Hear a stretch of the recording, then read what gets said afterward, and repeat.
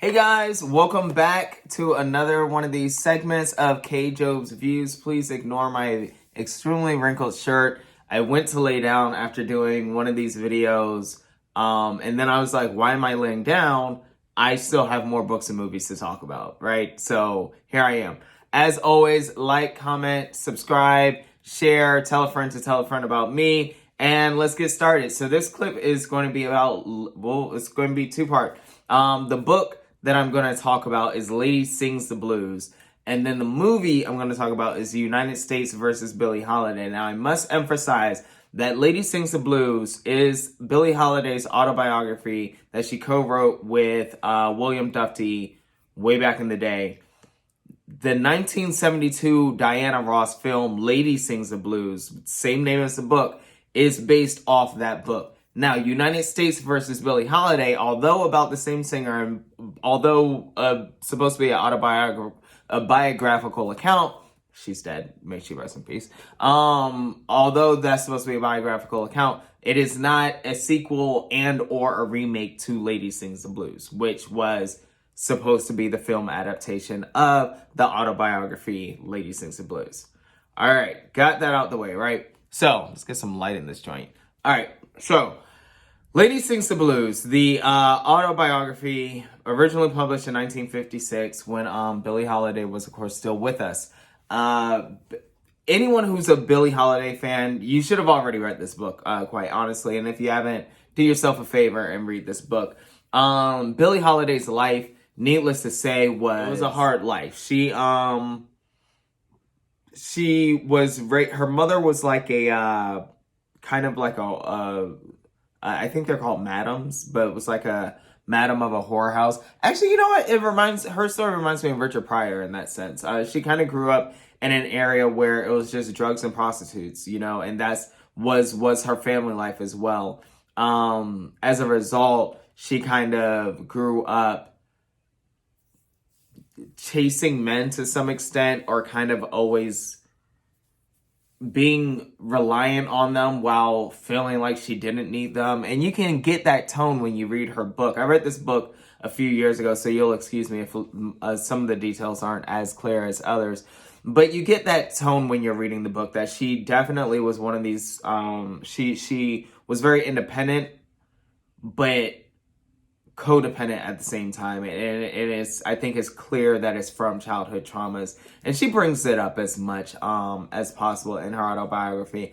She also had a lot of problems with smoking crack cocaine and drug use, which was a big part of the United States versus Billie Holiday. I'd never seen Lady Sings the Blues, by the way, so I don't actually know about Diana Ross's performance in that. But I mean, everyone says it's an amazing movie. I'm sure it's an amazing movie. In the book, though, that is very predominant. She does talk a lot about drug use. She talks a lot about the police in general always coming after her, and really trying to use that to get her. In a couple instances, she's kind of set up by those around her so that she could get pinched.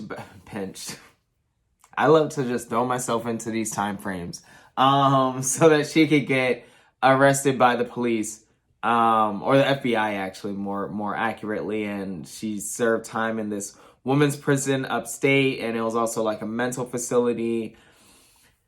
And through it all, she kept singing. And she always had this soulful voice. What the movie does talk more about, that is a part of the book, is this whole thing with the painted tree, the strange fruit. There we go. It's like poplar tree. I was thinking of the lyrics instead of the song title. The strange fruit. So let's use that to transition into the movie, right? So in the book, she talks about a song called Strange Fruit, which is, if you've been living under a rock, is a song about the lynching of slaves, is about the lynching of black people, and how you would just look up and see these trees and this strange fruit hanging from them, dripping blood and smelling of death and decay while creating flowers or all these other fruits. around them. So the song was very visually descriptive, very well received, critically well received, I guess. But it obviously got Billie into a lot of trouble because, as it is today, white people still very often don't like to be reminded of how horrible and all the atrocities they've committed throughout the ages, right? So the movie United States versus Billie Holiday, US v. Billie Holiday, stars Andra Day as Billie Holiday, Trevante Rhodes as Jimmy Fletcher, Divine Joy Randolph as Rosalind, Eric LeRae Harvey as James Monroe, Tyler James Williams as Lester Young, and Melvin Gregg starring as Joe Guy.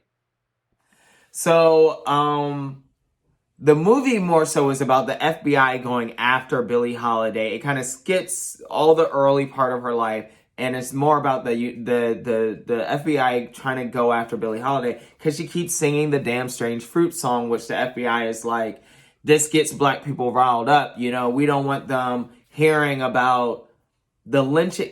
It always amazes me, even to this day, how much white people or the establishment or governments in general want to tailor what we hear but still commit the atrocities. Why don't you just stop lynching people and then we wouldn't sing about it? Why don't you stop killing black people and we'll stop marching? Like, there's a very simple solution. Instead of controlling crowd response, control your own fucking actions. But anyways, so the movie, for what it's worth, I love the movie. I love the movie, however, because Andra Day does an amazing job, as she's been well awarded this award season for the movie, which you could catch on Hulu. Sorry, it was released on Hulu back in February 2021. She has received so many accolades for her performance, and she gives an amazing performance. However, because this movie wasn't based on the book and is kind of just based on a part of the book or a story that was transformative in Miss Holiday's career, it doesn't really have a lot of focus, to be quite honest. Like, the movie itself,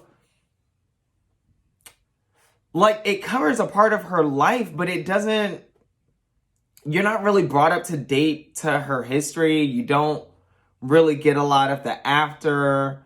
You don't know who a lot of the players are. You don't even know what inspired her to sing the song, which was part of the book. And I don't really know why that wasn't part of the movie when you're making the movie so focused on one thing. But that aside, again, the movie's great for the acting. The movie is great because you get to hear the song Strange Fruit. You will see a lot of drug use in this movie. So if you're uncomfortable watching people shoot up, you're going to probably be uncomfortable for parts of this movie because they shoot up a lot. There is one actual lynching scene, as a spoiler. There is one actual lynching scene in this movie. It's not super graphic. You don't see the actual I don't know if you could ing that, right? I mean, like, ed it, right? You don't see the lynching, you just see the lynched. Is that a thing? Anyways, so those parts aside, the drug use and the one lynch,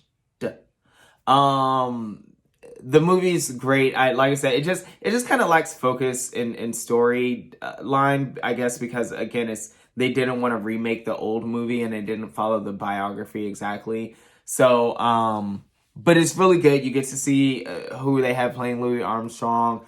You get to see her role with men, and that the movie does do a good job playing with, showing how abusive a lot of relationships were, that she was in, how she would get set up to get pinched, to get caught up by the FBI. So it does do a good job with that. It's a great movie. You'll enjoy the movie. I think you'll enjoy the movie. I will just say, again, you'll enjoy it more so for the acting. The story line doesn't have as much focus as I would have liked. But again, I'm a Billie Holiday lover. I read her autobiography, so I imagine if you don't know Billie Holiday that well, you're going to be completely fine with this. There's going to be no problems. You'll enjoy it. You'll feel informed. You will have learned something, and not as much as you needed to know because you don't really care for Billie Holiday. So that is my review on Lady Sings the Blues. If you're a Billie Holiday fan, should have already read it. If not, do yourself a service and read this book. United States versus Billie Holiday. I think anyone will like it. I gave you your trigger warnings. And I think it'll probably play better for people who are not hardcore fans of Billie Holiday. Because like I said, the story really does kind of lack direction. Other than that, I enjoyed it. I hope you enjoyed this. As always, like, comment, subscribe, share, tell a friend to tell a friend about me. And I promise I will start ironing my clothes better before these reviews. Thank you again for joining me, and I'll see you guys on the next flick.